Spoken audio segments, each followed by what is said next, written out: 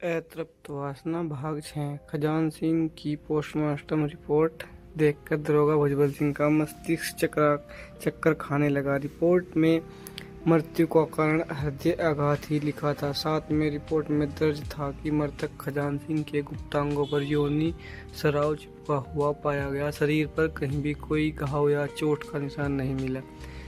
Report पढ़कर दरोगा जी का सर घूम गया। हत्याघात तो किसी को भी हो सकता है, जैसे खजान सिंह को हुआ, मगर खजान सिंह की लाश बाजरा के खेत में मिली। ट्यूबवेल की कोठरी में भी हत्याघात हो सकता है। गुप्तांगों पर योनि स्राव, शायद इसी कारण खजान सिंह बाजरा के खेत में पहुंचे होंगे। इस प्रश्न का जवाब सुमित्रा देवी ही दे सकती है। दरोगा भुजबल सिंह की बेल्ट खजान सिंह के गांव में पहुंच गई और सुमित्रा देवी के दरवाजे पर दस्तक दे दी। दरवाजे पर पुलिस देखकर सुमित्रा के बड़े भाई देवीलाल ने पूछा, दरोगा जी कैसे आना हुआ? खजान सिंह के मर्डर केस में सुमित्रा देवी से पूछताछ करनी है। कहाँ है सुमित्रा देवी? दरोगा जी ने पूछा। सुमित्रा तो इस समय बीमार है, क्या पूछताछ करनी है आपको? देवीलाल ने पूछा। आप कौन है? सुमित्रा देवी के दरोगा जी ने पूछा। सुमित्रा मेरी छोटी बहन है, देवीलाल ने बताया। आपका नाम? देवीलाल। देवीलाल जी, आपको ज्ञात होता है कि आपके गांव के ही खजान सिंह की मृत्यु रहस्यमय परिस्थितियों में हुई है। इस सिलसिले में सुमित्रा देवी से कुछ पूछताछ करनी थी, दरोगा जी ने कहा। खजान सिंह की मौत से सुमित्रा देवी का क्या संबंध? देवीलाल ने पूछा। देवीलाल सुमित्रा देवी के बड़े भाई थे। बड़े भाई के सामने इस उम्र की सुमित्रा, दरोगा भुजबल सिंह कई बार सोच कर बोले। बदाम सिंह और किशोरीलाल खजान सिंह के पास आए थे। उस समय सुमित्रा देवी भी थी, शायद अपने खेतों पर घूम रही होगी। लगभग उसी समय खजान सिंह की मृत्यु हुई थी। शायद सुनीता देवी कुछ देखा हो, किसी तरह की कोई आवाज़ सुनी हो। इस सिलसिले में उनसे कुछ पूछताछ करनी है, दरोगा भुजबल सिंह ने कहा। दरोगा जी, सुमित्रा से उसी दिन से बीमार हैं। 4 दिन हो गए चारपाई पे पड़ी है, बुखार उतरने का नाम ही नहीं ले रहा है। वैद्य जी दवाई दे गए हैं, मगर अब तो दवा भी नहीं खा पा रही है, चारपाई पर बेहोश पड़ी है। देवीलाल ने कहा। 4 दिन से सुमित्रा बीमार पड़ी है। 4 दिन पहले ही खजान सिंह की मृत्यु हुई थी, तो क्या खजान सिंह की मृत्यु के आघात ने सुमित्रा देवी को बीमार कर दिया? शायद बात है हृदय तक बैठ गई हो सकता है यह सुमित्रा ही बता सकती है।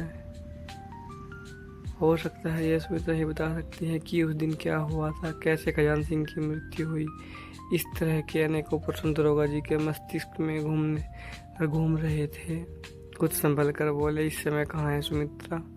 अंदर घर में चारपाई पर पड़ी है, देवीलाल ने कहा। चलो मुझे दिखाओ, मुझे कुछ पूछना है उनसे, दरोगा जी ने कहा। दरोगा जी, वह तो बेहोश पड़ी है, आपको क्या बताएगी? आप क्या पूछेंगे उससे? देवीलाल ने कहा।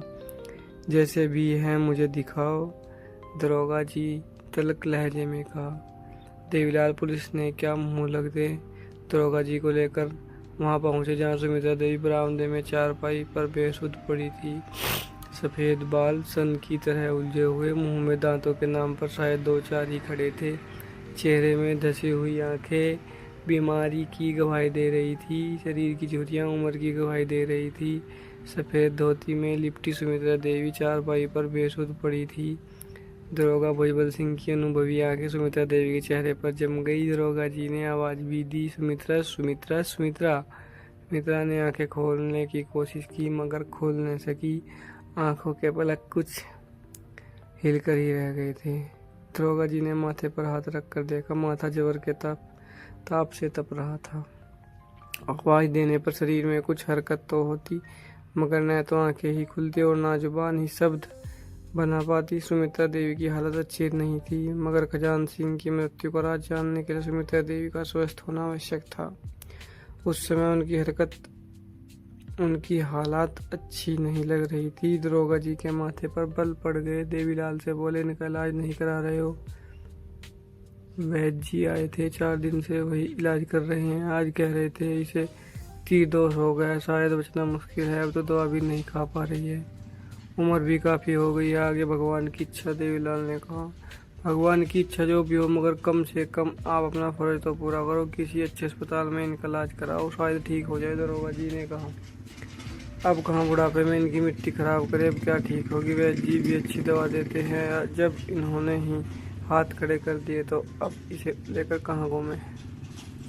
भगवान की इच्छा होगी तो यहीं ठीक हो जाएगी। जब दाना पानी पूरा हो गया है तो कहीं बीज ले जाओ, कोई लाभ नहीं होगा। देवीलाल ने कहा, ठीक होना या न होना अवश्य ही भगवान के हाथ की बात है, आप अपना कर्तव्य निभाएं। इन्हें अस्पताल में भर्ती करा दे, दरोगा जी ने कहा। इसी हालत में कैसे ले जाएं, बैलगाड़ी से ले जाने पर तो हिल कर रास्ते में ही दम निकल जाएगा।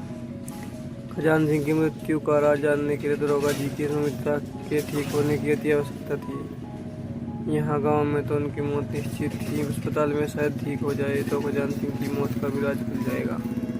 यही सोचकर दरोगा भुजबल सिंह अपनी बुलेट से थाने पहुंचे और थाने से जीप लेकर देवीलाल के दरवाजे पर पहुंच गए। जीप में सुमित्रा देवी को लादकर शहर के अस्पताल में भर्ती करा दिया, जहां जांच के बाद डॉक्टर सुमित्रा देवी का इलाज शुरू कर दिया। सुमित्रा देवी के स्वस्थ होने पर ही खजान सिंह की मौत से पर्दा हट सकता था।